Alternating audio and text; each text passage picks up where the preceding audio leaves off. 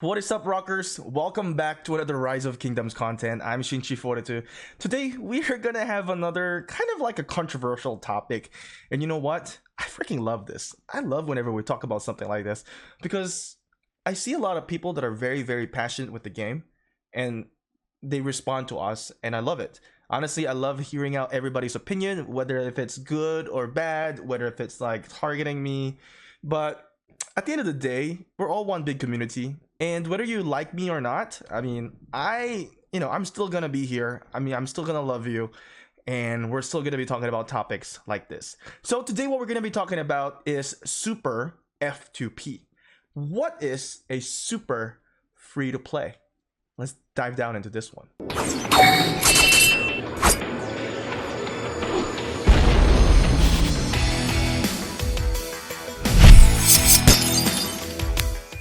Alright guys, if you guys haven't subscribed to my channel yet, you're really missing out on a lot of good things in here in this channel.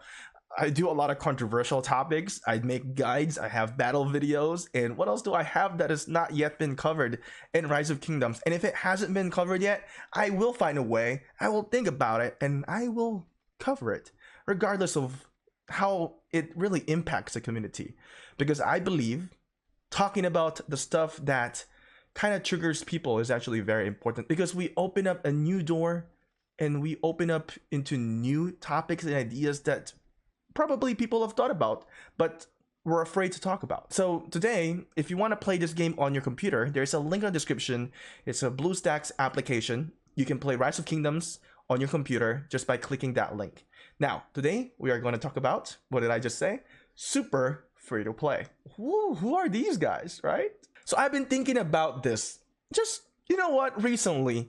I think it's been at the back of my head, but I just never labeled them as super F2P. You're probably wondering, who are super F2P? And if you actually have a clue of what I'm talking about, get ahead, comment in the comment section below, and let us know. And let's see, as you watch this video until the end, if it's actually, you know, correct with my lining of concept of super F2P. Okay, so in Rise of Kingdoms, there is, like, I would say majority of the players are either in the free-to-play to the low spender, and then I would say there's a good amount of fraction of in the medium spender and a high spender. People will like categorize my account to be like a whale. Thank you for the compliment, but if you really understand the game, like my account right now, this is not even close to being a legit, like, big spender. Yeah, I did a $3,000 for like 4 days where I spend and get the power of Zenith, or the Zenith of power, whatever. You might use that as a reference into my account, which I actually saw a lot of people comment that recently. Compared to the amount of money I have spent into this freaking account, and compared to, like, let's just say, let's go to the rankings in here, and let's go to the individual power. And as it loads, compared to the players, as you can see, I'm like rank 746. Does that sound like somebody who spends extremely a lot in Rise of Kingdoms? If you actually think and see all these spenders in here, I don't care which alliance or what kingdom they are, these guys are the mega spenders. Like, I am a small fish in a pond of the whales. All right, I'm like, I don't know, what is that called? Smelt? It's like little fish. But my topic here is super F2P. And how does this thing all relate to whatever I just said? It's because all these players in here, if you kind of pay attention to what, like, alliance and whatever they are in, they have free to plays within their alliance. And my question is right now is, if you are a free to play, could you actually consider somebody as a normal free to play player but gets a lot of golden chests and their gift level is really high, and they always get the what is it called, the gift chest, or this one, the chest that in the alliance, let's say maybe they trigger it 2 times or 3 times a day? How much of a big difference is that compared to your regular free to play in the normal alliance, right? So these super free to play can you really still consider them as just a free-to-play player? Or are they like in a different bracket of free-to-play? Because let me tell you this, these free-to-play players in a Mega Whale Alliance, they're, not to be messed with, because their approach into the game is going to be very different, right? They will have speed ups, they will have VIP resources as well, and I'm sure they are going to be doing a lot of like very active alliance as well, doing a lot of fort. So whatever in this items that you can get in this entire alliance gift, that's the biggest advantage of being a super free to play. Now, I don't want to put a bad connotation of super free to play, but I think this is just a awareness. That's why I said this is kind of like a controversial topic. I think there is a difference between a normal free to play in a normal alliance and a free to play in this mega spender alliance, right? And let's say you're in a war with them, and these free to play can definitely take a lot of losses, because at the end of the day, they'll have speed ups more than the normal free to play. How many of you guys have actually thought about this?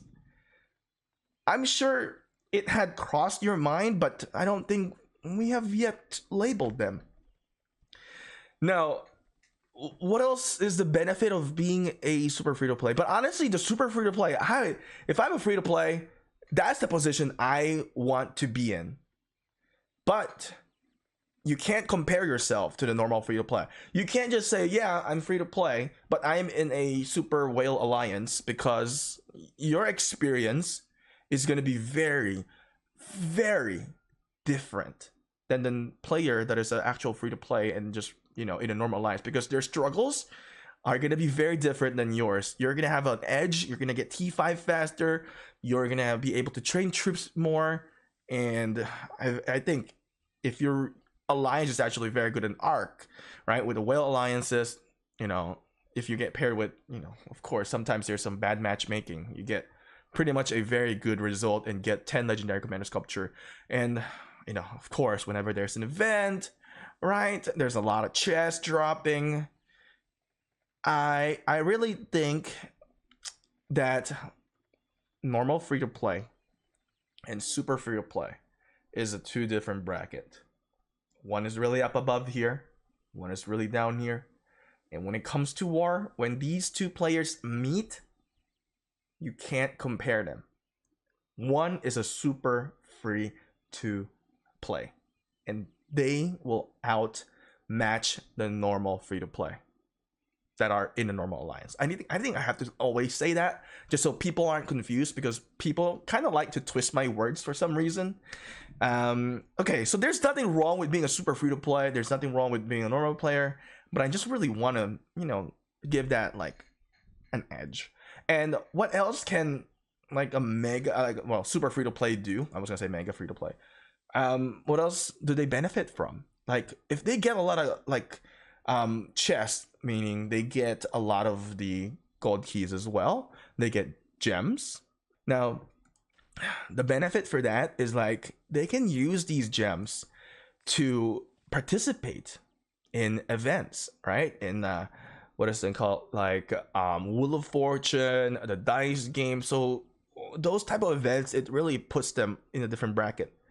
And having more speed ups, if it's a great kingdom for these super F2P, where the whales don't really like destroy the MGE to where everybody's up there. Maybe sometimes they let some of the super free to play who have saved up and get into some of the, at least the brackets, maybe not in the top 3, maybe in the top, 10, 20 or something like that. Or these super free to play players can also compete in power event, training event, right? They can be placing themselves in a certain amount of bracket if they are good at budgeting.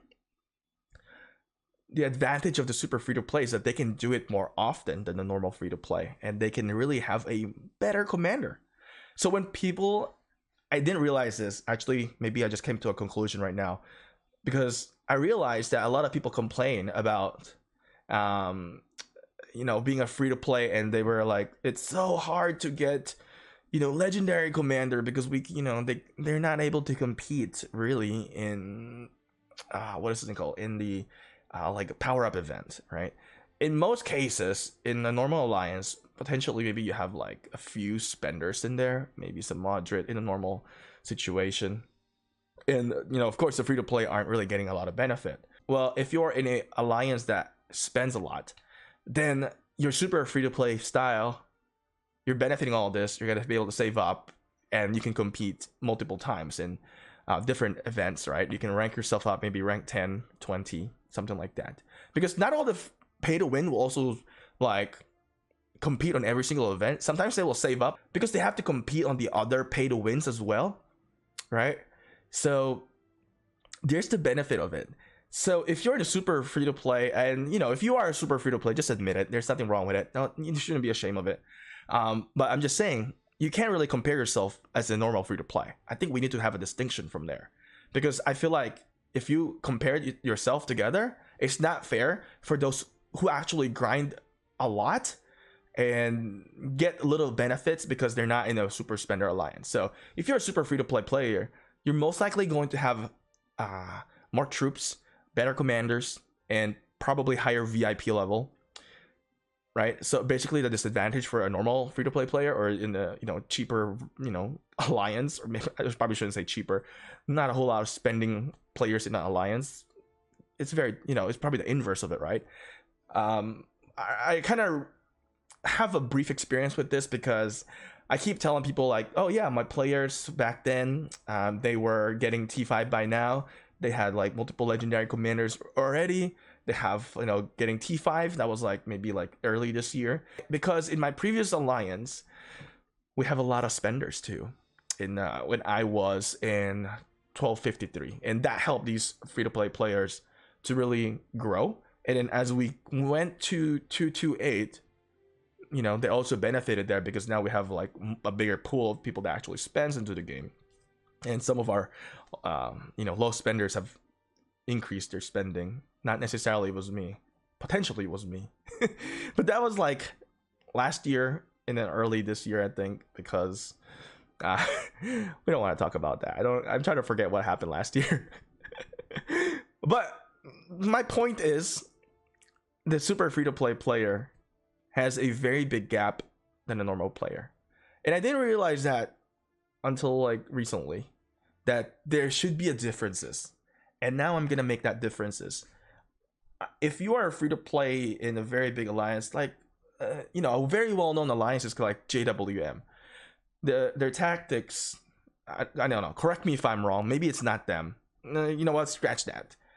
Just generalize one specific whale alliance.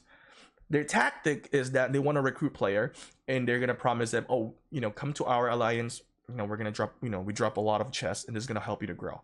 That's one great tactics that they do. Nothing wrong with that.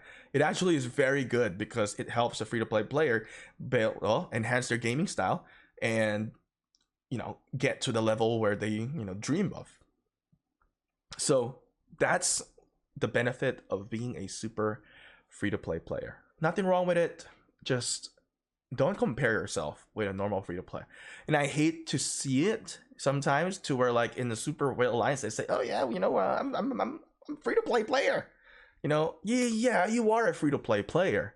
I would say that maybe you never spend into the game, but hell, that amount of chests that you get is probably more than the amount of chests that I get.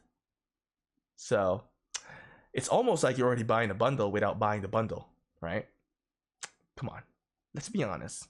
I'm sure some people would not like what I just said, but hey, what am I not used to anymore these days? I love it. Anyway, any comments you guys drop, I value it. I love it. I will read them.